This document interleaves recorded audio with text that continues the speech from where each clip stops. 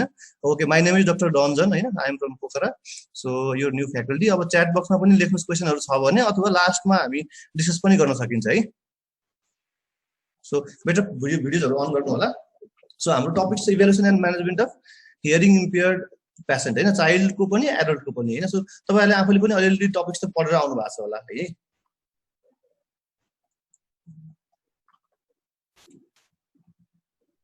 Okay so सानो एउटा एनाटोमीहरु नेपालीमा यु आर कम्फर्टेबल नि है कि इंग्लिशमै भन्नुपर्छ सबैजना कम्फर्टेबल हो नेपालीमा कम्फर्टेबल है ओके ग्रेट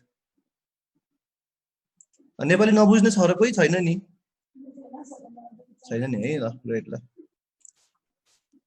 सो यो हाम्रो नर्मल एनाटोमी भयो इयरको तपाईहरुले बेसिकमा पनि पढ्नु भयो होला हैन बेसिक क्लासेसमा पढ्नु भयो होला अनि यसमा चाहिँ हाम्रो अब we have external auditory canal middle ear अनि त्यसपछि इनर इयर हैन सो प्याथोलोजी हियरिङ लसको प्याथोलोजी भनेको हाम्रो एक्सटर्नल अडिटरी क्यानालमा कज अफ हियरिङ लस जसले गर्दा डिफनेस गराउँछ नि त्यसको कज भनेको एक्सटर्नल अडिटरी क्यानाल हुन्छ या व्याक्स इन्फेक्सन भयो भने अथवा यो हाम्रो जुन देखेको छ टिम्प्यानिक मेम्ब्रेन पर्फोरेसन भयो भने त्यसपछि यो ओसिकलको पाथवेमा कुनै पनि ठाउँमा यदि यो बाटो टुटेको छ म एकदम इन्फर्मली पढाइरहेको छु तपाईहरुलाई केही प्रब्लम छ भने just can write in the chat box है यो हाम्रो म्यालियस इन्कस स्टेपिसको बाटोमा कहीं दरार आएछ भने कहीं रोकिएको छ भने डिजिज प्रोसेस छ भने या फ्लुइड भरिएको छ भने पनि हामीलाई डिफनेस हुन्छ हैन त्यस्तै गरेर इनर इयरमा त अब इनर इयरको पार्टहरुमा हाम्रो कोक्लियामा त्यसपछि फ्लुइड मेकानिजममा त्यहाँ केही प्रब्लम छ भने पनि वी हेभ हियरिङ लस अनि त्यस्तै ब्रेनको पार्टमा पनि कर्टेक्समा पनि अब अडिटरी पार्ट जाने ठाउँमा पनि केही प्रब्लम छ भने पनि वी हेभ हियरिङ लस हैन यो त्यति बेला तपाईहरुलाई सबैलाई थाहा नै छ है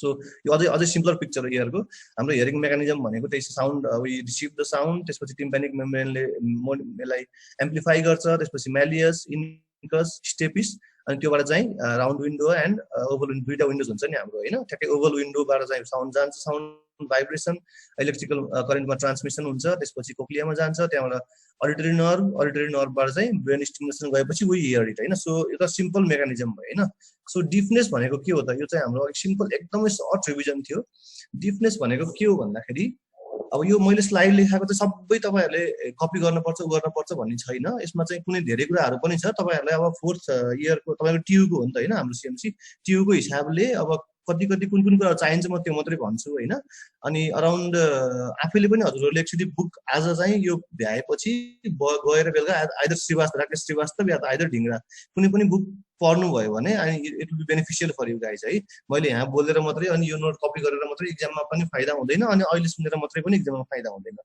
दुवै कुराहरु गर्नुपर्ने हुन्छ है आफ्नो इफोर्ट 70% हो टिचरको इफोर्ट 30% हो मेडिकल फिल्डमा थाहा छ नि हैन त्यो कुरा है सो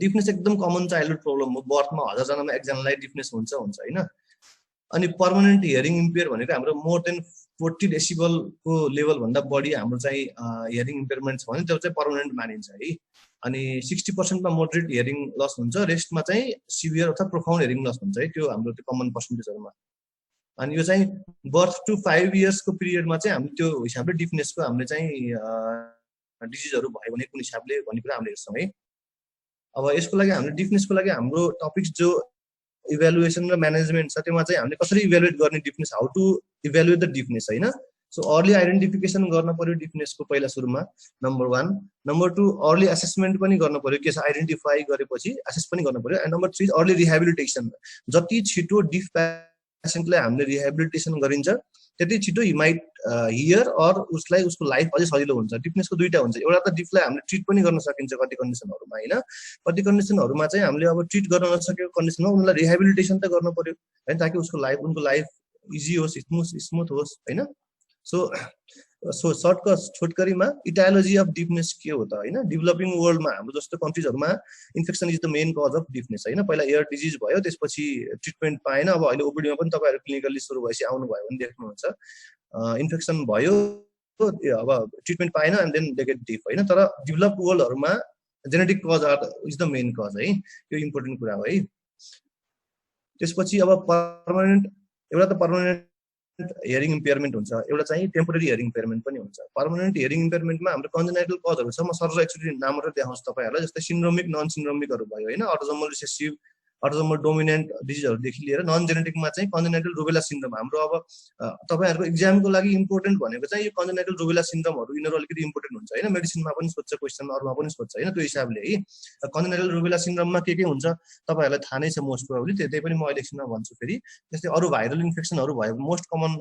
नन जेनेटिक कजमा भाइरल इन्फेक्सनहरु पनि आउँछ हैन हाम्रो सेटअपको कुरा गर्दैछु मैले है अनि इन्भाइरोन्मेन्टल कजहरु भयो पेरिनेटल कजहरुमा हाइपोक्सिया भयो मदरलाई हाइपरबिलिरुबिनियामा छ भने पनि डेफिनेटली त्यसले पछि low birth Whitley definitely deafness गराउन सक्छ हैन अनि एक्वायर्ड कजमा चाहिँ जस्तै ओपीडी मा आयो पेशेन्ट अब क्रोनिक ओटाइटिस मिडिया लिएर आउँछ डिजिज हुन्छ ट्रिटमेन्ट पाएको हुँदैन अनि त्यो लङ टर्ममा पेशेन्ट डिफ हुन्छ हैन मेनिन्जाइटिस भयो भने त्यसले पनि नर्भ एन्डिङ्सहरुलाई समात्छ त्यसले गर्दा पनि डिफनेस हुन्छ हैन त्यस्तै भाइरलमा अरु मम्स मिजल आरल्स त मेजर कज अफ डिफनेस त्यही भएर हामीले नर्मली भ्याक्सिनेट गराउनु पर्नेको रिजन त्यो पनि एउटा जान्छ हैन अनि त्यस्तै ओटोटक्सिक ड्रग्सहरु कुनै ओटोटक्सिक ड्रग्सहरु टाइप गर्न सक्नुहुन्छ एक्चुअली के छ ओटोटक्सिक ड्रग्स के छ भनेर च्याट बक्समा एउटा या दुईटा कुनै एउटा कसैले लेख्नु न मलाई डाइरेक्ट चेक गर्न I just want to see के है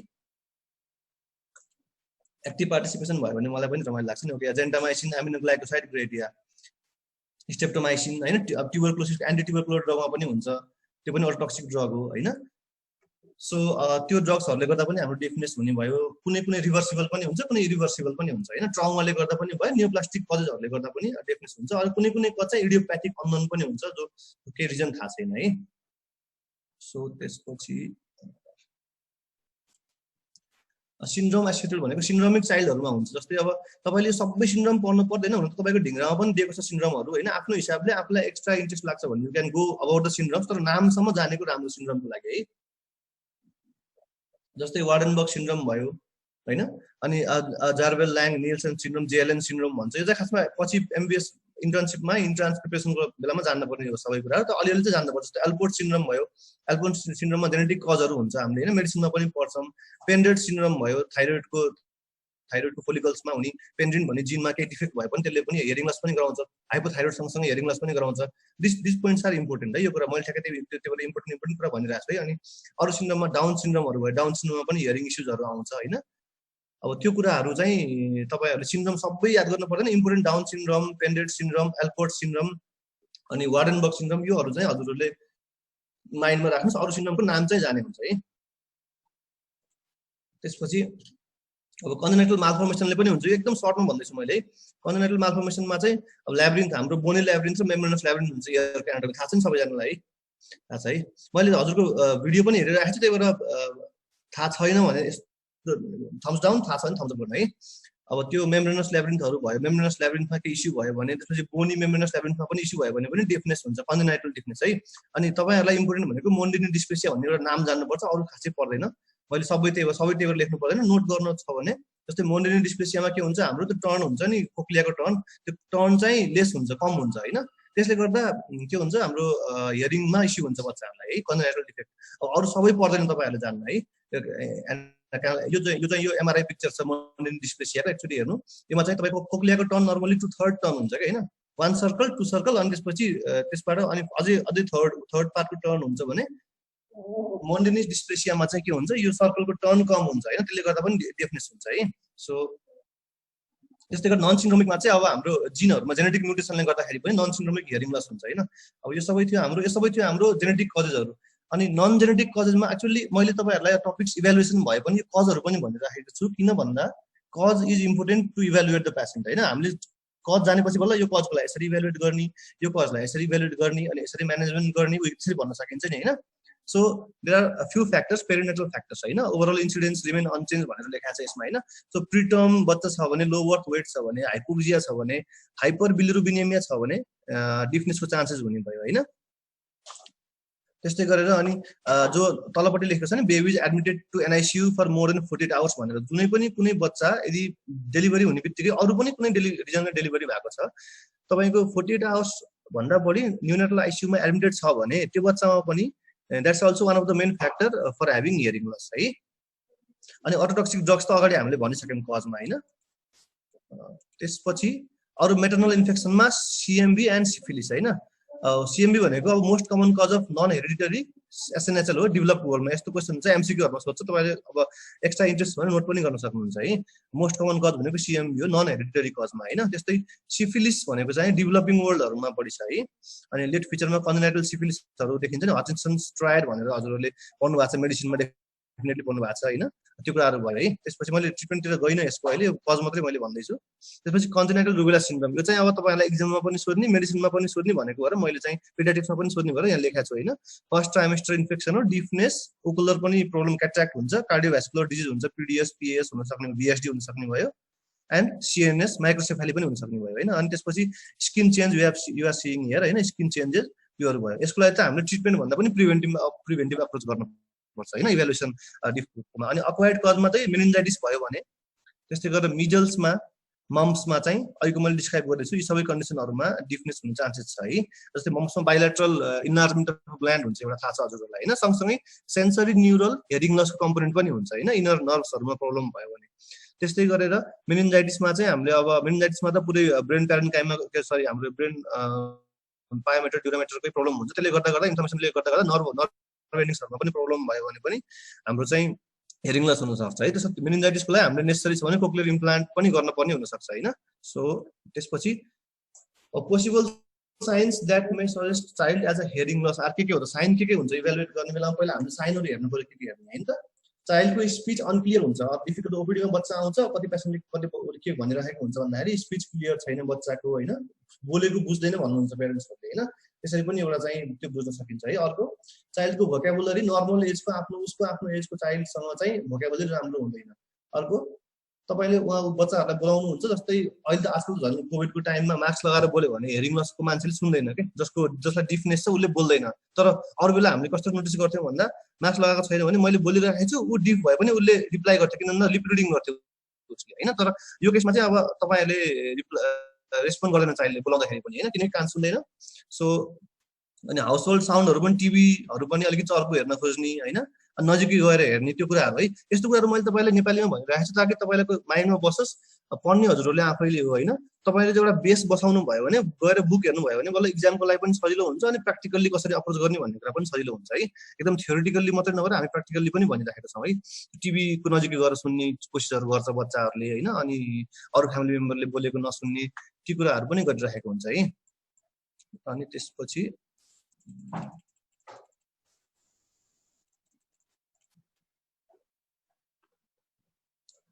ओके, भनेको डाइरेक्सन फलो नगर्ने हैन, अनि सधैँ भनेर रिप्लाई गरिराख्ने हैन। त्यसपछि अनि child does not appear to respond appropriately unless looking directly at you हैन, तपाईलाई हेरेर मात्रै रेस्पोन्स गर्ने, साइडमा छ भने रेस्पोन्ड नगर्ने। स्कुलमा एकाडेमिक एकदम पोर हुन्छ, जस्तै यहाँ अहिले 6-7 वर्षको बच्चाहरु आइराख्नुहुन्छ, उहाँहरूले स्कुलको एकाडेमिक राम्रो छैन भन्नुहुन्छ, कतिलाई थाहै हुँदैन। जस्तै स्कुलमा लास्ट बेन्चमा बसिरहेको हुन्छ बच्चा, सुन्दैन अनि एकाडेमिक पोर हुन्छ हैन, त्यस्तो बच्चाहरुलाई एन्ड डिफनेसको साइनहरु त्यो हुने, त्यो साइनहरु लिएर आउने भयो बच्चा डिफनेस इभ्यालुएट गर्दाखेरि। सबै कुरा हामीले इभ्यालुएसनमा हामीले त्यो सबै कुराहरु सोध्नुपर्छ बच्चाहरुलाई है। अनि त्यसपछि अरु कुराहरु भयो, स्टार्ट लाउड नोइज स्टार्ट गर्न गाह्रो भयो हैन। अनि 1 वर्षमा स्पीच डेभलप गर्नुपर्छ, हामीले पेडियाट्रिक्समा हेर्नु भएको छ होला, पेडियाट्रिक्सको बुकमा हैन। सो स्पीच डेभलप हुँदैन, डिलेड स्पीच डेभलपमेन्ट हुन्छ बच्चाहरुको हैन। अनि स्कुल परफर्मेन्सहरु मैले भनिहालेँ, मेन्टली रिटार्डेड पनि हुन सक्छ हैन। सो इभ्यालुएसनमा अब अरु के गर्ने त, हिस्ट्रीमा हामीले अघि सबै भनेको कजहरुलाई चेक गर्न पर्यो। पेडियाट्रिक्स कजमा प्रेग्नेन्सीमा छ कि छैन, पोस्टनेटल कजहरु हेर्न पर्यो। अघि त्यही भएर अघि हामीले अलिकति भूमिका बाँधेको थियौं हैन त्यो कुराहरु। त्यस्तै गरी डेभलपमेन्टल माइलस्टोन हेर्न पर्यो, अनि नोइज एक्सपोजर छ कि छैन, अरु toxic drugs, head injuries, ear disease, इन्फेक्सन्सहरु हेर्न पर्यो। अनि फ्यामिली हिस्ट्रीमा पहिला छ कि छैन, first degree relative, second degree रिलेटिभमा छ कि छैन, त्यो कुराहरु पनि हेर्न पर्यो हैन। त्यो चाहिँ हिस्ट्रीको कुरा भयो। त्यसपछि अब अरुहरु मैले अब एक्सप्लेन गर्दै जान्छु। क्लिनिकल एक्जामिनेसनहरु गर्न पर्यो आएर, जस्तै चाइल्ड आउँछ ओपीडीमा पहिला इयर चेक गरिन्छ हामीले उसको डिफनेसको लागि इभ्यालुएट गर्दाखेरि हैन, ठीक छ कि छैन, इयर डिस्चार्ज छ कि छैन, लोकल कज डिस्चार्जहरु, फरेन बडी व्याक्स छ भने त्यसलाई निकालेपछि अडियोमेट्री टेस्टहरु गरिन्छ, नर्मली त्यसरी गरिन्छ है। सो अडियोलोजी गर्न पर्यो। अडियोलोजी भनेको प्योटन अडियोमेट्री तपाईहरुले सुन्नु भएको छ नि हैन, प्योटन अडियोमेट्री। त्यसपछि अरु इसिजीहरु, अब कार्डियक कजहरु लड गर्न पर्यो, जिन म्युटेसन भयो, कनेक्सन टु 62630 म्युटेसन हेर्न पर्यो, अनि आई एसेसमेन्ट पनि गर्न पर्यो। अनि in case you need to referral, we can refer to clinical geneticist हैन। अनि वेस्टिबुलर इन्भेस्टिगेसनहरु पनि गर्न पर्यो। सो अब मेथड अफ हियरिङ एसेसमेन्ट कसरी गर्ने इन इन्फेन्ट्स एन्ड चिल्ड्रेन्स है। इभन कुनै कुनै चाहिँ ठुलो मान्छेमा पनि हुन्छ, तर मोस्टली मैले इन्फेन्ट्स र चिल्ड्रेनमा भनेछु किन भन्दा ठुलो मान्छेको अलिक सजिलो हुन्छ, मोस्टली गाह्रो इन्फेन्ट्स र चिल्ड्रेनको हुन्छ है। अब न्यूनेटल स्क्रिनिङ प्रोसिड्युर छ खासमा हाम्रो होइन, त्यसमा हामीले कसरी एक्चुअली मैले अर्को न्यूनेटल स्क्रिनिङ प्रोसिड्युरमा कसरी गरिन्छ भन्दाखेरि नर्मल्ली प्रोटोकल कस्तो हुन्छ हुनुपर्छ भन्दा मैले एकदम सर्टमा भन्छु। तपाईँले ओटो एकोस्टिक इमिसन भनेर सुन्नु भएको छ नि होइन, oto acoustic emission thumbs up गर्नु एक दुईजनाले गर्यो भने पनि मलाई थाहा हुन्छ नि त, एटलिस्ट जसले भिडियो अन गर्नु भएको छ होइन। सरी सौजन दुलाल प्रतीक अधिकारी हुनुहुन्छ, तपाईँहरूले भिडियो अन गर्नु भएको छ होइन। सो सुन्नु भएको छ भने थम्स अप गर्नु, छैन भने यस्तो गर्नु, म त्यो हिसाबले बुझिहाल्छु है, आफ्नो हिसाबले डिस्क्राइब गर्छु नि है।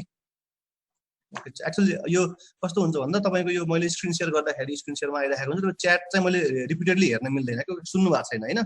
सो ओटो एकोस्टिक इमिसन भनेको कस्तो भन्दाखेरि हाम्रो कानको इनर हेयर सेल्सहरू हुन्छ नि, जुन इनर हेयर सेल्सले आफैले सेल्फ साउन्ड निकाल्छ नर्मली है। त्यो सेल्फ साउन्ड निकाल्ने पार्टलाई हामीले बाहिरबाट इन्स्ट्रुमेन्टले टेस्ट गर्छौँ। अब नर्मल्ली कस्तो हुन्छ भन्दा जो नर्मल बच्चा छ, अब ग्रसली भन्छु म तपाईँहरूलाई, नर्मल बच्चाले चाहिँ त्यो हेयर सेलबाट साउन्ड निकालिरहेको हुन्छ। त्यो साउन्ड चाहिँ हामीले टेस्ट गर्छौँ, अनि त्यो साउन्ड सुनियो भने बाहिरबाट इन्स्ट्रुमेन्टबाट टेस्ट गर्दा सुनियो भने we will say that the child is hearing, नत्र with the child is not hearing होइन। अब न्यूनेट्सहरूमा हामीले बच्चा डिफ छ कि छैन भन्ने कुरा स्क्रिनिङ गर्दा कसरी गर्ने त भन्दाखेरि चाहिँ पहिला अटो एकोस्टिक इमिसन इभोक गरेर हामीले पठाउँछौँ जन्मिने बित्तिकै लेस देन 48 आवर्समा होइन। अनि अटो एकोस्टिक इमिसन त्यो इमिसन बच्चाको कानबाट निस्केको त्यो जुन साउन्ड छ त्यो अटो एकोस्टिक इमिसन बच्चाले सुनेछ कि सुनेको छैन, यदि सुनेछ भने नर्मल हियरिङ मानिन्छ, त्यो टाइमको लागि स्क्रिनिङको लागि चाहिँ है नर्मल हियरिङ मानिन्छ। त्यसपछि हामीले फर्दर 8 हप्तामा 12 हप्तामा 24 हप्तामा चाहिँ हामीले चाहिँ फेरि ओए रिपिट गरेर बच्चाको अब सुनिन्छ भनेर चाहिँ हामीले मान्छौँ होइन। तर in case auto acoustic emission negative रहेछ भने कहिलेकाहीँ के हुन्छ भन्दाखेरि कानमा व्याक्सहरू छ भने होइन 7 देखि 10 दिनसम्म त्यो क्लियर भएन भने पनि अटो एकोस्टिक इमिसन सुनिँदैन मसिनमा होइन। सो हामीले 10 दिनपछि फेरि अटो एकोस्टिक इमिसनमा तपाईँ यति पोइन्ट मात्र नोट गर्न सक्नुहुन्छ है, 10 दिनपछि फेरि अटो एकोस्टिक इमिसन हामीले फेरि टेस्ट गर्छौँ। अब त्यो अटो एकोस्टिक इमिसन पोजिटिभ आयो भने अघि भने जस्तै अरू प्रोसिड्युरहरू गर्छौँ, तर फेरि पनि नेगेटिभ आयो भने सो हामी बेरा गर्छौँ। बेरा भनेको ब्रेन इभोक रेस्पोन्स अडियोमेट्री हो, बच्चाको ब्रेनको प्रब्लम पनि छ कि छैन होइन, के नर्भ एन्डिङ्सबाट हाम्रो चाहिँ क्रेनियल नर्भ्सहरूबाट पनि छ कि छैन भनेर हेर्छौँ हामीले होइन। मेनली चाहिँ थ्रेसोल्ड टेस्ट गर्नको लागि अब त्यो ब्रेन इभोक रेस्पोन्स अडियोमेट्री यदि नर्मल छ भने हामीले त्यसपछि टिम्प्यानोमेट्री गर्छौँ बच्चाको, अनि टिम्प्यानोमेट्री त्यो नर्मल ब्रेन इभोक रेस्पोन्स अडियोमेट्रीलाई बेरा भनिन्छ। जस्तै मैले एबिआर भनेर लेखाएको छु न्यूनरल स्क्रिनिङ प्रोसिड्युरमा, त्यो एबिआरमा चाहिँ इनकेस एबिआर नर्मल छ भन्नुको मतलब चाहिँ ब्रेनमा केही इस्यु छैन, बच्चाको प्याथोलोजी भनेको इयरभित्रै छ होइन, मिडल इयरमा प्याथोलोजी हुन सक्छ।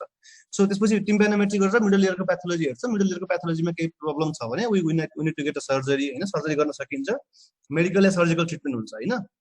बट इनकेस बेरा पोजिटिभ छ, बेरा पोजिटिभ हुनु भनेको डिफनेस हुनु हो। So in case if there is a deafness, बच्चालाई इनर नर्भ एन्डिङ्समा इस्यु छ त्यसले गर्दा डिफनेस भयो होइन, तर टिम्प्यानोमेट्री नर्मल छ। टिम्प्यानोमेट्री नर्मल हुनु भनेको मिडल इयरको पार्ट नर्मल छ, इयरमा लोकलाइज्ड इयरमा प्रब्लम छैन, तर क्रेनियल नर्भको जुन बाटो छ जाने हाम्रो क्रेनियल नर्भको त्यो बाटोमा चाहिँ प्रब्लम छ भने बेरा पोजिटिभ आउँछ र त्यसलाई हामीले डिफनेस मान्छौँ होइन। त्यो छ भने हामीले सडन इन्टरभलमा चाहिँ बच्चालाई फेरि रिहेबिलिटेसन गराउँछौँ, हियरिङ एड दिन्छौँ होइन। So will give a hearing aid, ट्रायलको लागि राख्छौँ, कहिलेकाहीँ बच्चाको 6 महिनापछि इम्प्रुभमेन्ट हुन पनि सक्छ। र इनकेस बेरा डिफनेस छ, हियरिङ एडले पनि काम एकदम प्रपरली गरेन भने we might go for a cochlear implant, अहिलेको नयाँ ट्रेन्ड अनुसार चाहिँ है 1 देखि 2 वर्षमा इम्प्लान्ट गरिन्छ। त्यस्तै अब अरू भनेको बिहेभियरल अब्जर्भेसन अडियोमेट्री लेखा छ यहाँ, त्योमा चाहिँ हामीले मोरोज रिफ्लेक्स, कोक्लियोपाल्पेब्रल रिफ्लेक्स र सेसेसन रिफ्लेक्स गरिन्छ। त्यसमा सबैभन्दा मोरो रिफ्लेक्स चाहिँ तपाईँहरूलाई पिडियाट्रिक्सको हिसाबले पनि इम्पोर्टेन्ट छ होइन। बच्चालाई हामीले हातमा लिएर अनि माथिबाट सट्ट झट्काल्छौँ, बच्चाले हात वाइड फैलायो भने चाहिँ द्याट्स मोरो रिफ्लेक्स पोजिटिभ होइन, त्यही हो नि होइन मोरो रिफ्लेक्स। सो त्यो मोरो रिफ्लेक्सहरू चेक गर्दा पनि त्यो that also might indicate that the child is okay होइन। त्यसपछि अरू डिस्ट्र्याक्सन टेस्टहरू गरिन्छ, कन्डिसन टेक्निक्सहरू पनि छ अरू, भिजुअल रिइन्फोर्समेन्ट अडियोमेट्री भन्छ। यो नाम टर्महरू जान्नुभयो हुन्छ तपाईँहरूले, सबैको जान्नु पर्दैन है। अनि अब्जेक्टिभ टेस्टमा चाहिँ अघि मैले भने नि बेरा भने, अनि अटो एकोस्टिक इमिसन भने जुन, अनि इम्पेडेन्स अडियोमेट्री भने होइन, त्योमा चाहिँ हामीले इम्पेडेन्स हेरिन्छ त्यो कानको टिम्प्यानिक मेम्ब्रेनको होइन। सो यो 3टा कुराहरू चाहिँ अब्जेक्टिभ टेस्टमा छ है।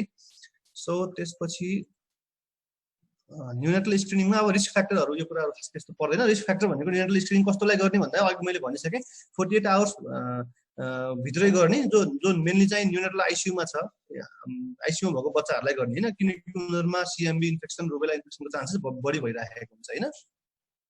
त्यसपछि अब अराउजल टेस्टहरु छ अनि अल्टरी रेस्पोन्स क्रेडल टेस्ट यो टेस्टहरु छ यसको नामहरु जान्नुस् अहिले हैन सो यो टेस्टहरुमा चाहिँ कस्तो हुन्छ भन्दाखेरि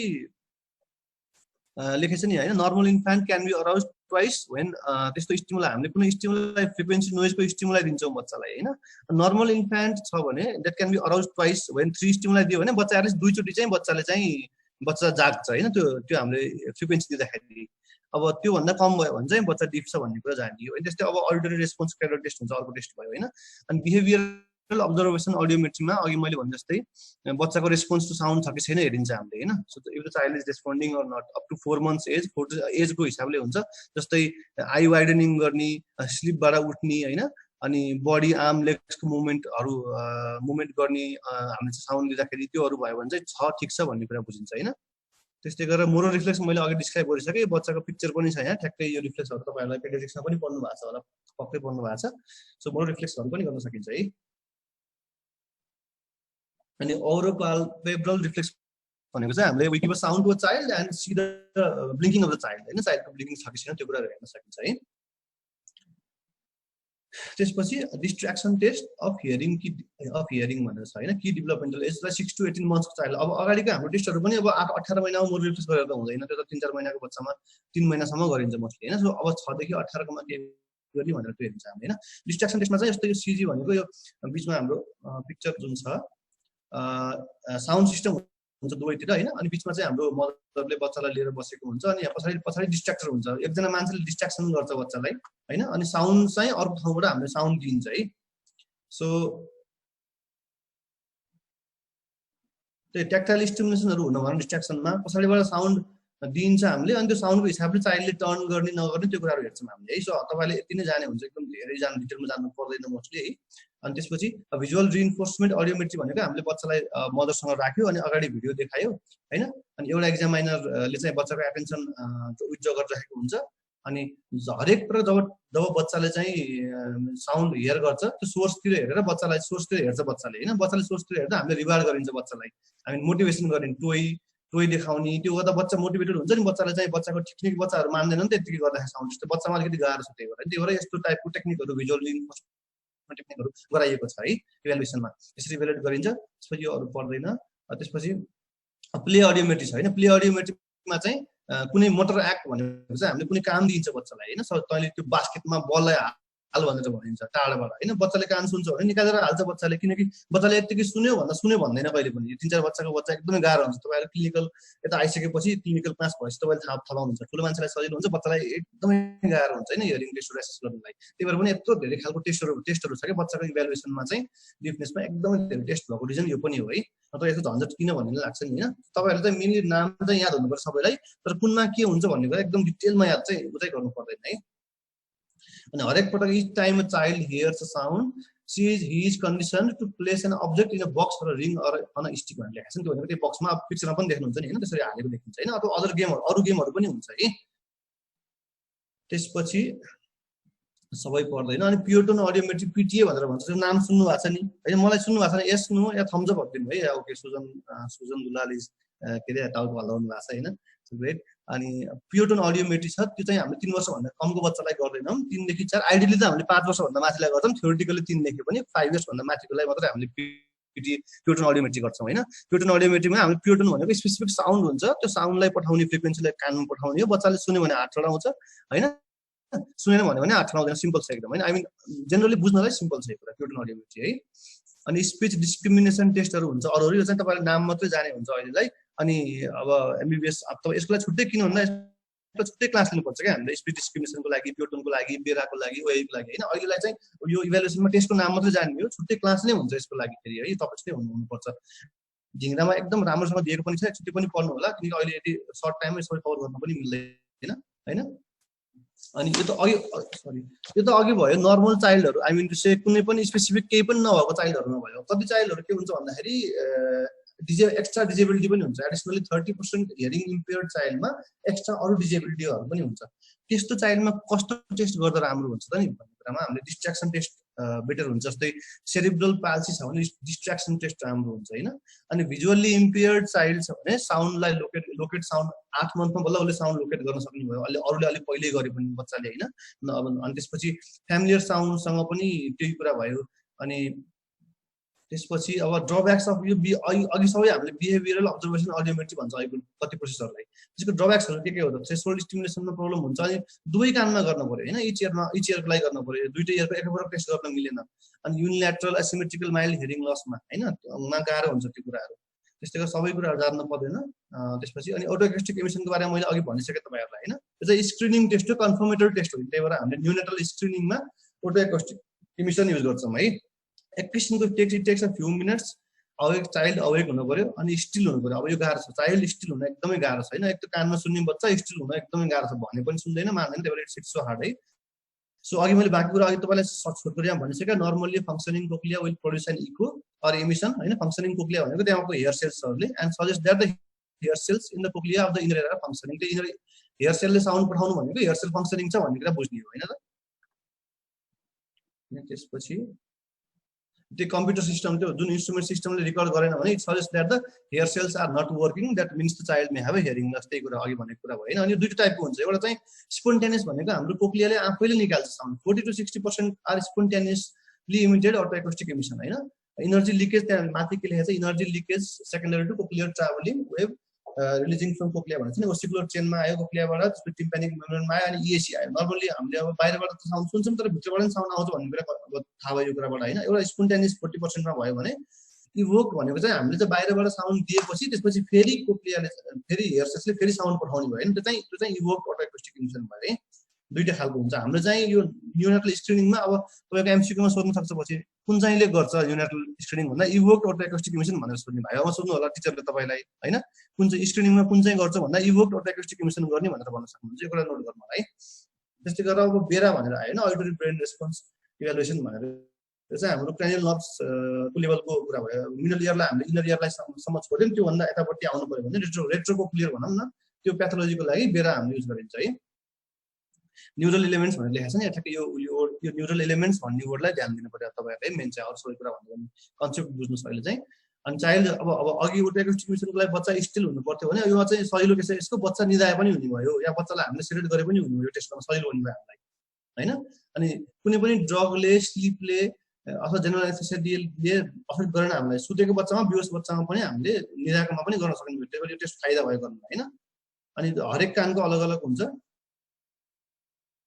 1 घन्टाभन्दा बढीको ड्युरेसन हुन्छ यसको लिमिट चाहिँ होइन। सो त्यो छ। अब यसको एडभान्टेज भनेको चाहिँ objectively individual ear can be tested separately भनेको छ है। अब डिसएडभान्टेज पनि छ। अब यो यसको लागि बेराको छुट्टै क्लास लिनुपर्छ। त्यही भएर अहिले चाहिँ यदि बुझ्नुहोस् यो टेस्टहरू हुन्छ भन्ने कुरा बुझ्नुहोस् तपाईँहरूले है।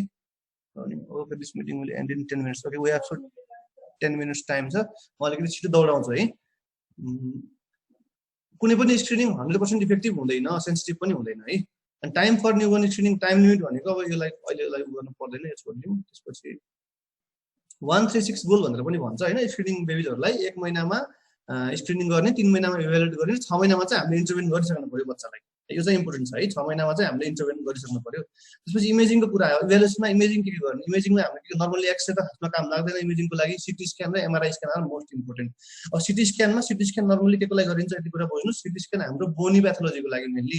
इयरको बोनी जस्तो कोक्लियामा प्याथोलोजी छ भने, कोक्लियामा होइन भेस्टिबुलर डक्टमा प्याथोलोजीहरू छ भने त्यो कुरामा चाहिँ हामीले सिटी स्क्यान गरिन्छ भने एमआरआई स्क्यान चाहिँ अरू न्युरल एलिमेन्ट्सहरूको लागि, नर्भ एलिमेन्ट्स किनकि एमआरआई हाम्रो नर्मली नर्भहरूको लागि गरिन्छ, सिटी स्क्यानहरू बोनी पार्टको लागि गरिन्छ होइन। यो हिसाबले त्यसरी हेरौँ है। अब इएसी इन्टरनल अडिटरी कनाल सानो छ भने हामीले सिटी स्क्यान गरेर हेर्छौँ, यहाँ लेखेको छ नि होइन, स्मल आइएसी भनेर यो कुराहरू भयो है। त्यसपछि अब सेरोलोजीमा हामीले रुबेला अब अगाडि जुन कजहरू पढाएको थियौँ नि सबै त्यो कजको इन्भेस्टिगेसनहरू गर्नु पर्यो होइन। सेरोलोजीमा रुबेला हेर्नु पर्यो, रुबेलाको 26 स्पेसिफिक आइजिएम हेर्नु पर्यो, जेनेटिक डिसअर्डर हेर्न सकिन्छ, ब्लड टेस्ट सबै हेर्नु पर्यो, फुल ब्लड काउन्ट, थाइरोइड टेस्ट, इएसआर सबै कुराहरू। इक्जाममा तपाईँलाई कतै नम्बरको सोध्छ सोध्यो भने पनि यसरी सानो गरेर लेख्ने है। अनि म्यानेजमेन्टको कुरा आयो होइन। म्यानेजमेन्टमा चाहिँ के छ भन्दाखेरि अब एम्स के हुनुपर्छ त रिहेबिलिटेसनको, बच्चाको स्पिच एन्ड ल्याङ्ग्वेज डेभलपमेन्ट गर्ने एउटा कुरा, अर्को सोसाइटीमा एडजस्ट गराउने, अनि पछिको लागि भोकेसनल ट्रेनिङहरू, त्यो सबै कुराहरू हुन्छ होइन। बच्चाको अब डिप भइसकेको चाइल्ड छ भने उसलाई त हामीले सोसाइटीमा एडजस्ट त गराउनु पर्यो नि त होइन। अनि डिफ छैन on the way to deafness छ भने बच्चालाई स्पिच र ल्याङ्ग्वेज डेभलपमेन्टमा के गर्न सकिन्छ, कोक्लियर इम्प्लान्ट गर्न सकिन्छ कि अरू इम्प्लान्टहरू राख्न सकिन्छ कि कानमा, या मसिन हियरिङ एड लगाउन सकिन्छ, त्यो कुराहरू हेर्ने हो होइन। अनि प्यारेन्टलाई हामीले प्र्याक्टिकली के कुरा एक्सप्लेन गरिन्छ नि भन्दाखेरि बच्चालाई चाइल्ड डिसेबिलिटी सेन्टरमा लगेर राख्ने कुराहरू भयो। त्यसपछि अब यो पिरियोडिक प्लेसमेन्ट अफ एचए लेखेको छ, एचए भनेको हियरिङ एड हो, periodic placement of hearing aid लगाउने, अनि इयर माउल चेन्ज गराउने होइन, फलोअप भिजिट भयो, भिजिट फलोअपमा बोलाइराख्ने, घरमा पनि एजुकेसन दिने त्यो कुरा। अनि बच्चाहरूलाई कतिलाई के हुन्छ हियरिङ एड लाउन मन लाग्दैन भनेर भनिरहेको हुन्छ कि आजकल। तर अहिलेको एउटा हाम्रो जो टेक्नोलोजीको राम्रो पार्ट के भन्दा आजकल हामीले वायरलेस इयरफोन लगाइराखेको हुन्छौँ नि होइन, त्यो मलाई त्यही लाग्छ कि वायरलेस इयरफोन लगाउनु भनेको पनि एउटा काममा केही न केही झुन्डाएर हिँडेर हुन्छ नि मान्छे, तपाईँले देख्नु भएको छ नि होइन। सो आजकल चाहिँ अलिकति त्यो बिस्तारै बिस्तारै कम भइरहेको छ कि त्यो बच्चाहरू देख्छ नि ठुलो मान्छेले इयरफोन लगाएको होइन, त्यो हिसाबले पनि अब यो कुराहरू भयो होइन। त्यस्तै अब स्पिच ल्याङ्ग्वेज डेभलपमेन्टको लागि के गर्ने, अडिटरी के गर्न सकिन्छ, ओरल कम्युनिकेसन गर्न सकिन्छ होइन, नर्मल पर्सनले गर्ने ओरल कम्युनिकेसन गर्न सकिन्छ। त्यस्तै गरेर चाहिँ तपाईँको मैले हाइलाइट गरेको छु यहाँ हियरिङ एड अगमेन्ट्स अडिटरी पर्सेप्सन होइन, त्यो भनेको हियरिङ एड लगायो भने अडिटरी पर्सेप्सनलाई अलिकति बढाइदिन्छ हियरिङ एडले होइन। त्यस्तै अनि ट्रेनिङ दिने बच्चालाई, डिफ चाइल्डलाई ट्रेनिङ दिने, ट्रेनिङ इन स्पिचमा रिडिङमा, स्पिच रिडिङमा, लिप बोल्दाखेरिको लिप रिडिङमा। जस्तै अहिले भयो नि मास्क लगायो भनेदेखि सुन्दैन, मास्क खोल्ने बित्तिकै कान नसुन्ने बच्चाले पनि भनेको कुरा जस्तै जसले चाहिँ कान सुन्दैन तर बोल्न सक्छ नि, त्यो बच्चाले चाहिँ मैले केही कुरा बोलेँ भने उसले रिप्लाई गर्छ क्या होइन। सो त्यो कुरा भयो होइन, लिप फेसको त्यो कुराहरू भयो। त्यस्तै गरेर यसलाई छोडिदिउँ, वी आर ल्याकिङ टाइम।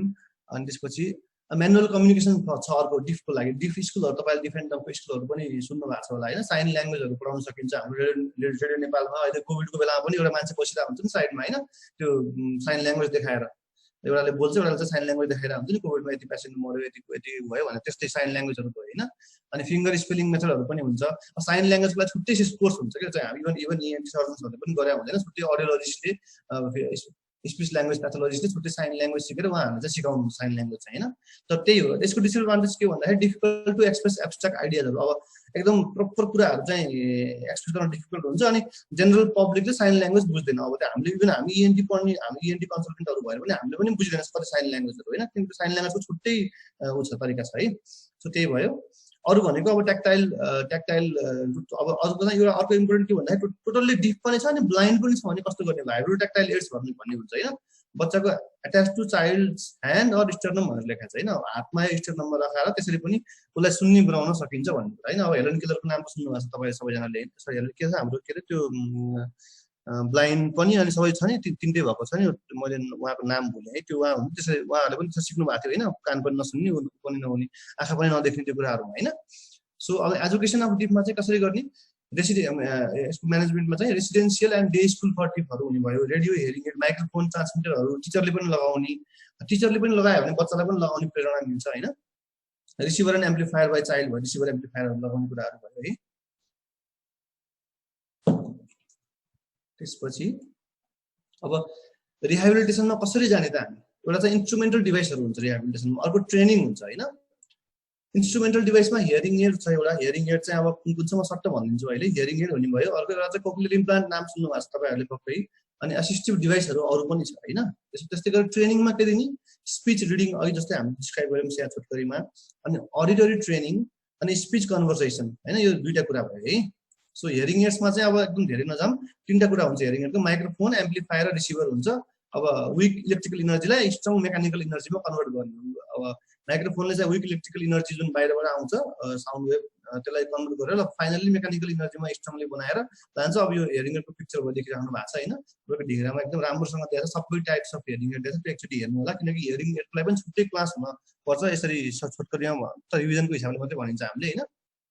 अनि त्यसपछि एम्प्लिफिकेसन भनेको अब 1 महिनाभन्दा अगाडि भयो भने हो। अब यहाँ चाहिँ मोड अफ प्लेसमेन्ट कस्तो हुन्छ, बिडब्लु भनेको बडी वन हुन्छ होइन, एउटा कम्मरमा राख्ने ठुलो भाँडो, अनि इयरफोन जस्तै कानमा लिएर राख्यो नि, त्यो चाहिँ बडी वन भयो। त्यस्तै अर्को बिहाइन्ड द इयर, बिटी भनेको बिहाइन्ड द इयर भयो, इयरको ठ्याक्क पछाडि हाम्रो कपिल शर्माको सोहरूमा यस्तोहरूमा राखेको हुन्छ नि ठ्याक्कै पछाडि कानमा होइन, त्यो चाहिँ बिहाइन्ड द इयर टाइपको हियरिङ एड भयो होइन। त्यो माइक्रोफोन राखेको हुन्छ त्यस्तै, हियरिङ एड पनि त्यस्तै हुन्छ। त्यस्तै आइटिई भनेको इन द इयर भयो होइन, त्यो क्यानलभित्र मात्रै, कहिले काहीँ अब कति ठाउँमा चिट चोर्नलाई पनि इन द इयरको टाइपको हियरिङहरू राखेर हुन्छ नि, ब्लुटुथबाट चिट चोर्ने सिस्टम पनि छ होइन, त्यो चाहिँ नर्मलले गरेर हुन्छ। तर त्यो त्यसको युजफुल चाहिँ हाम्रो हियरिङ लस भएको मान्छेहरूमा बढी युजफुल हुन्छ होइन। अनि इन द इयर भनेको चाहिँ कानमा मात्रै, इन द क्यानल भनेको अब अडिटरी कनाल भित्र मात्रै भयो, अलिकति पार्ट बाहिर पनि आएको हुन्छ। अनि सिआइसी भनेको कम्प्लिटली इन द कनाल है, पुरै कनाल भित्र छ भने त्यो चाहिँ देखिँदैन बाहिरबाट, फोर्सेपले हाल्न पर्छ, फोर्सेपले निकाल्न पर्छ है। त्यो चाहिँ एकदम यो चिट चोर्ने ठाउँहरूमा अनि स्पेसिफिक त्यो जासुसी गर्नेहरू लगाइरहेको हुन्छ नर्मली। तर डिपलाई एकदमै डिपलाई पनि युज गर्न सकिन्छ हामीले। अनि इम्प्लान्टेबल भनेको कक्लियर इम्प्लान्टदेखि लिएर अहिलेको नयाँ नयाँ बोन इम्प्लान्टहरू होइन, सबै कुराहरू चाहिँ इम्प्लान्टमा त्यो आउँछ है।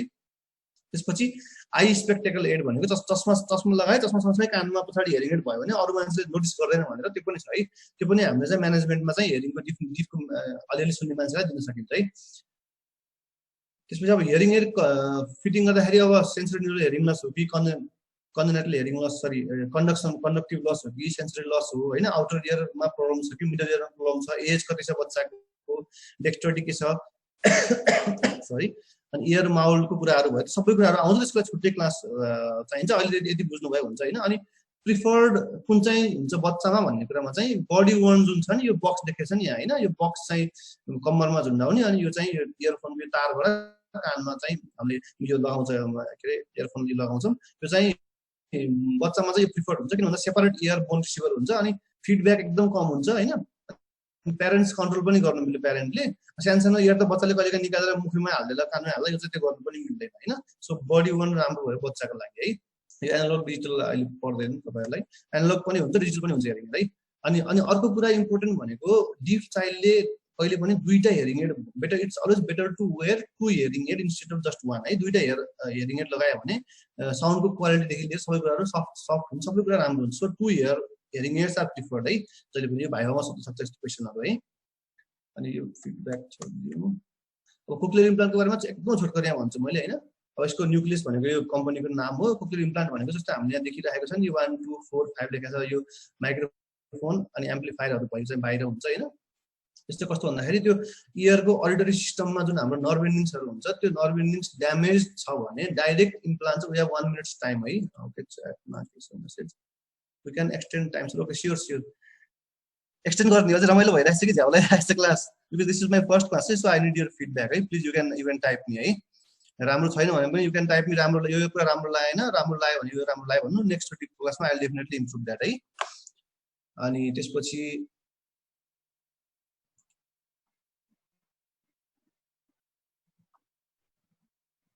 ओके ग्रेट, ल ठिक छ, केही हतार छैन भने केही हतार छैन, ठिक छ, मलाई त केही हतार छैन है। त्यसपछि कोक्लियर इम्प्लान्ट भयो। अब यो कोक्लियर इम्प्लान्ट चाहिँ हामीले भनौँ न अब बिहाइन्ड द इयर लगाएको छौँ होइन। Cochlear implant bypasses the damaged part of auditory system भनेर देखाएको छ होइन। अडिटरी सिस्टम नर्भस त्यो एर्थ नर्भलाई नै बाइपास गरेर डाइरेक्टली चाहिँ इम्प्लान्ट हामीले कोक्लियाको स्पाइरल एन्डिङ्समा लायौँ भने त्यो बिचमा जस्तो मिडल इयरमा प्याथोलोजी भयो, इयर म्यालिस इन्टस ओसिकल्सहरू इन्क्लुड भइसकेको छ भने त्यो सबैलाई बाइपास गर्ने भयो। बाहिरको साउन्ड डाइरेक्ट चाहिँ त्यसले डाइरेक्टली स्टिमुलेट चाहिँ स्पाइरल ग्याङ्ग्लियन भन्छ नि होइन। अनि अल्टर नर्भ फाइबर, त्यो एर्थ नर्भ फाइबरको एन्डिङ जो ब्रेनमा एट्याच हुन्छ त्यो एन्डिङलाई चाहिँ डाइरेक्टली स्टिमुलेट गर्ने भयो है। Am I audible? एकचोटि थम्स अप गर्नु एक्चुअली फेरि है please. Just great, okay thumbs up great है। सो सेलेक्सन अफ क्यान्डिडेट, अब इम्प्लान्टको लागि कस्तो क्यान्डिडेटहरू हामीले चुज गर्ने यो पनि म्यानेजमेन्टमा आउँछ। एकदम डिटेल हो, धेरै डिटेल पनि एकदम जानु पर्दैन यसको लागि है। ओके सो जस्तै bilaterally sensory neural hearing loss छ भने हामीले कोक्लियर इम्प्लान्टहरू गर्छौँ होइन। अनि एज ग्रुप चाहिँ नर्मल्ली 12 मन्थ्स लेखे पनि यहाँ अब त्यो एकदमै डिस्कसनको टपिक छ, किनकि मेडिकल फिल्डमा केही पनि कुरा यही स्पेसिफिक भन्ने हुँदैन। कोहीले 6 महिनामा पनि गर्छन्, कोहीले 12 मन्थमा पनि गर्छ, कोही सर्जनले 1 वर्षमा गर्दा हुन्छ। तर मेन चाहिँ 6 महिना कटिसकेपछि त्यो चाहिँ कोक्लियर इम्प्लान्टको लागि क्यान्डिडेट हुन्छ है त्यो बच्चा चाहिँ। अनि अहिलेको एकदम इयर सर्जरीमा एकदमै खतरा सर्जरी के हो भन्दाखेरि कोक्लियर इम्प्लान्ट हो भनेर बुझिन्छ हाम्रो धेरै ठाउँमा। नर्मल डिजिज इयर भन्दा पनि इम्प्लान्ट चाहिँ एकदम नयाँ इभल्भिङ सर्जरी हो। नेपालमा पनि काठमाडौँमा टियुमा भइरहेको हुन्छ होइन। मोस्टली अब बिस्तारै बिस्तारै अरू ठाउँमा पनि हुने कुरा छ, बिस्तारै बिस्तारै अरू ठाउँमा पनि हुँदै जान्छ होइन कोक्लियर इम्प्लान्ट। अनि कोक्लियर इम्प्लान्ट गर्नुभन्दा पहिला अर्को क्राइटेरिया के हो, हाम्रो चाहिँ बच्चाले हेरिङ एडहरू लगाएको हुनु पऱ्यो होइन। हेरिङ एड लगाएर ट्रायल गरेको हुनु पऱ्यो। अनि सिटीमा एमआरआईमा नर्मल टाइपको हाम्रो एनाटोमी हुनु पऱ्यो। एकदम एबनर्मल एनाटोमी छ भने इम्प्लान्ट गर्न मिल्दैन है त। त्यसको लागि एकदम धेरै डिटेल्स चाहिँदैन इम्प्लान्टको लागि। त्यसपछि अब कन्ट्राइन्डिकेसन भनेको अब कोहीले छैन, हाम्रो कोक्लियर नै छैन भने इम्प्लान्ट गर्न मिलेन। हामीले अरू म्यानेजमेन्टको डिफेन्सको म्यानेजमेन्टको अरू कुराहरूमा जानु पऱ्यो होइन। अनि जिए गर्नै मिल्ने छैन भने, त्यसपछि मेन्टल्ली रिटार्डेड चाइल्ड छ भने पनि इम्प्लान्ट गर्न मिल्दैन। अनि एक्टिभ इयर इन्फेक्सन छ भने पनि हामीले इम्प्लान्ट गर्न मिल्दैन। त्यसको लागि हामीले चाहिँ छुट्टै पहिला इयर इन्फेक्सनलाई कन्ट्रोल गरेर डिजिजलाई सेफ बनाएर बल्ल अनि कोक्लियर इम्प्लान्ट गर्न मिल्छ है। सो यही हो। अब यहाँ इम्प्लान्टको हामीले यो हेरेछौँ, यो एक्सटर्नल कम्पोनेन्ट यो भयो, this is external component and internal component चाहिँ हामीले यो एयरको पछाडिको पार्टलाई यहाँ इन्सिजन दिएर यसलाई उठाएर भित्र हाल्छौँ, इम्प्लान्ट हाल्छौँ होइन। सो भित्र चाहिँ हुन्छ हाम्रो रिसिभर र स्टिमुलेटर हुन्छ, बाहिर हुन्छ स्पिच प्रोसेसर भयो, यो माइक्रोफोन भयो, यो स्पिच प्रोसेसर भयो होइन। अनि भित्रपट्टि हुन्छ इन्टरनल कम्पोनेन्ट भनेको रिसिभर र स्टिमुलेटर युनिट हुन्छ। यो ढिङ्ग्रामा एकदमै राम्रो पिक्चर दिएको छ, अनि श्रीवास्तव सरको बुकमा पनि राम्रो पिक्चर दिएको छ। So you guys can see that picture as well है, आज गएर एकचोटि हेर्नु होला। कोक्लियर इम्प्लान्ट पछि अर्को एउटा म्यानेजमेन्टको लागि, अर्को एउटा बच्चाहरूको लागि हुने भनेको अडिटरी ब्रेन स्टिम इम्प्लान्ट पनि। यो चाहिँ हाम्रो मेनली न्युरोफाइब्रोमाटोसिस सुन्नु भएको छ होइन, भेस्टिबुलर स्वानोमा अथवा बाइलेटरल अकोस्टिक न्युरोमाको पेसेन्टमा हामीले पोस्ट अपरेटिभली ब्रेन स्टिममा पनि गएर अडिटरी इम्प्लान्ट गर्न सकिन्छ है। डाइरेक्टली ब्रेन स्टिममा गएर इम्प्लान्ट राख्ने, त्यसपछि बच्चालाई इयर नै बाइपास भयो, साउन्ड सुन्ने भयो। यो चाहिँ एकदम रियरली गरिन्छ, एकदम हाइफाई युएसमा अनि युनाइटेड स्टेट्सहरूमा मात्रै भएको छ यो सर्जरीहरू, सबै ठाउँमा चाहिँ हुँदैन है। त्यो नाम मात्रै जान्नुभयो हुन्छ यसको, अडिटरी ब्रेन स्टिम इम्प्लान्ट भनेर। अनि के गरिँदो रहेछ, ब्रेन स्टिममा डाइरेक्टली हाम्रो ब्रेन स्टिममा गएर त्यो इम्प्लान्टको मटेरियल हारिन्छ होइन, राम्रो क्वालिटीको, त्यसपछि अनि इयरलाई नै बाइपास गर्छ यसले है। अनि अरू एसिस्टिभ डिभाइसहरू पनि हुन्छ होइन, यसमा चाहिँ अब हाम्रो लुप सिस्टमहरू भयो, यो सबै एकदमै धेरै डिटेलमा जानु पर्दैन हामीले। अनि ट्रेनिङमा पनि, ट्रेनिङ पनि पार्ट अफ म्यानेजमेन्ट हो नि होइन। सो ट्रेनिङमा what should we do, speech reading, lip reading. अब पुरै डिप भइसकेछ भने त्यसले केही गर्न सकिँदैन हामीले होइन, या त भगवानको चमत्कार हुनु पर्यो, त्यो अब डेफिनेटली हुँदैन होइन पुरै फुल डिप चाइल्डमा। सो लिप रिडिङ गर्न पर्यो। अडिटरी ट्रेनिङ भनेको लिसनिङ अलिअलि सुन्ने बच्चालाई लिसनिङ स्किल्सहरू इन्हान्स गर्नु पर्यो होइन। अनि स्पिच रिडिङ सँगसँगै स्पिच कन्भर्सेसनहरूमा हेल्प गर्नु पर्यो होइन। अनि ट्याक्टाइल सिस्टम, ट्याक्टाइल पार्टहरूलाई को लागि बच्चालाई चाहिँ प्रोपायोसेप्टिभको कुराहरूलाई एक्टिभेट गराउनु पर्यो हामीले होइन ट्रेनिङमा चाहिँ। त्यही हो। अब यसमा चाहिँ मैले अरू के पनि एड गर्न चाहन्छु भन्दा बच्चाहरूलाई मैले मेनली पढाएँ तपाईँहरूलाई, तर ठुलो मान्छेकोलाई कसरी गर्ने, इभ्यालुएट गर्ने भन्ने कुरामा चाहिँ अब दुईवटा कुरा हुन्छ।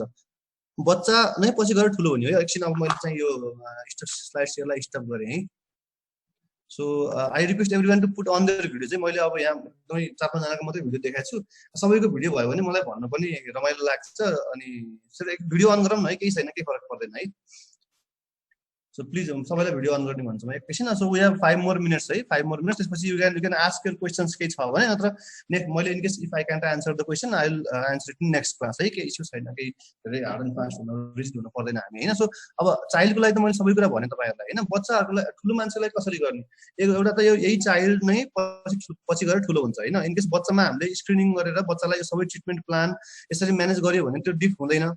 सो ठुलो मान्छेमा, ठुलो एडल्टमा इभ्यालुएसन डिफरेन्स कसरी गर्नेलाई उसको त एक्सिडेन्ट भएको हुन्छ, नर्मली एक्सिडेन्ट भएर रोड ट्राफिक एक्सिडेन्ट भयो, बायोलेटरल एयर डिफरेन्स भयो भने त्यस्तो पेसेन्टलाई इभ्यालुएट गर्नुपर्ने हुन्छ हामीले होइन। त्यो कुरा भयो। एउटा चाहिँ कुनै डिजिज लाग्यो, 20-25 वर्षको लागि एयर डिजिज भयो, एयर डिजिज लागेपछि अनि त्यसलाई पनि हामीले इभ्यालुएट गर्नुपर्ने हुन्छ। अब ठुलो मान्छेमा हामीले कुनै पनि स्क्रिनिङहरू केही पनि गरिँदैन। यो के भन्छ अघि पढाएको थियौँ नि हामीले स्क्रिनिङ टेस्टहरू, सिम्पल टेस्टहरू गरिँदैन। ठुलो मान्छे म क्लिनिकली भन्छु तपाईँलाई यो कुरा चाहिँ, ठुलो मान्छेहरू आयो भने हामीले एसेसमेन्ट कसरी गरिन्छ, ओपिडीमा आउँछ पेसेन्ट होइन, मान्छे ठुलो मान्छे, त्यसको एयर चेक गरिन्छ पहिला, पुरै डिफाइन डम छ भने।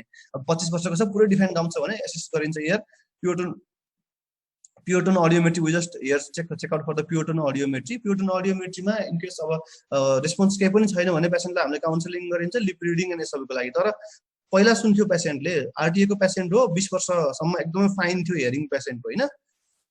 20 वर्षपछि चाहिँ पेसेन्टले चाहिँ अब एक्सिडेन्ट भयो, बायोलेटरली हेयरिङ लस भएर आयो अथवा युनिलेटरल हेयरिङ लस भएर आयो भने के गर्ने त त्यस्तो कन्डिसनमा first will do पिटिए, pure audiometry गर्छौँ। सुनेन देन विल गो फर बेरा। अघि हामीले बेरा भनेर भनेको थियो नि, बेरा भनेको ठुलो मान्छेलाई पनि गरिन्छ होइन। So brain evoke response audiometry, बेराहरू टेस्टहरू गरिन्छ होइन। अटो एक्वेस्टिक एमिसन त मेनली बच्चाको न्युरल स्क्रिनको लागि, ठुलोलाई त्यसरी स्पेसिफिक गर्नु पर्दैन। सो बेराहरू हेरिन्छ, त्यो हेरेपछि ल बेरामा पोजिटिभ छ पेसेन्टको होइन, ठिक छ भने हामी चाहिँ अब भनौँ न तपाईँको नर्भ एन्डिङ्सहरू ठिक छ पेसेन्टको, तर इनर इयरमा भनौँ न अब फ्र्याक्चर भयो, ओसिकल्सहरू गएको छ पुरै, अनि इनर इयरको कोक्लियामा प्याथोलोजी छ अथवा आउटर इयरमा प्याथोलोजी छ भने हामीले त्यस्तो पेसेन्ट आएर also candidate for cochlear implant. अनि 35 वर्षसम्म पुरै कान सुन्ने, 34-35 पछि उसको कान पुरै ड्यामेज छ एक्सिडेन्टली भने त्यस्तो पेसेन्टमा हामीले इम्प्लान्ट गर्यो भने इम्प्लान्टको फाइदा पनि हुन्छ किन भन्दा पेसेन्ट कम्प्लायन्स राम्रो हुन्छ हैन ठुलो मान्छेले पहिले सुनेको हुन्छ इम्प्लान्ट हालेपछि फेरि कान सुन्न थाल्छ त्यही भएर ठुलो मान्छेमा चाहिँ त्यो राम्रो हुन्छ त्यो कुराहरु चाहिँ सुनिने राम्रो हुन्छ तर बच्चामा त अब बच्चाले साउन्ड सुनेकै हुन्न त्यही भएर इम्प्लान्ट हाल्दाखेरि बरु राम्रो नहुनु पनि सक्छ त्यही भएर ठुलो मान्छेमा पनि एउटा फाइदा चाहिँ त्यो छ है ठुलो पेसेन्टमा इभ्यालुएसनमा गर्ने कुरा त्यही कुरा हो जुन हामीले चाहिँ यो मोरल रिफ्लेक्सहरु चाहिँ हेरिन्न ठुलो मान्छेमा बाँकी चाहिँ त्यसरी नै ओपीडीमा आउँछ पेसेन्ट ठुलो मान्छे त्यही हिसाबले इभ्यालुएट गरिन्छ है सो अहिले चाहिँ अब हाम्रो तपाईहरुको अर्को क्लास पनि छ अरु स्टुडेन्टहरुको हैन इट्स नियरली 10 सो आजलाई मैले यो क्लास यतिमै इन गर्छु इन केस केही कुरा बुझ्नु भएको छैन भने please give me feedback because this is my first class here हैन I am new joining faculty in ENT so केही बुझ्नु भएन भने डाइरेक्टली मलाई मेसेज गर्नु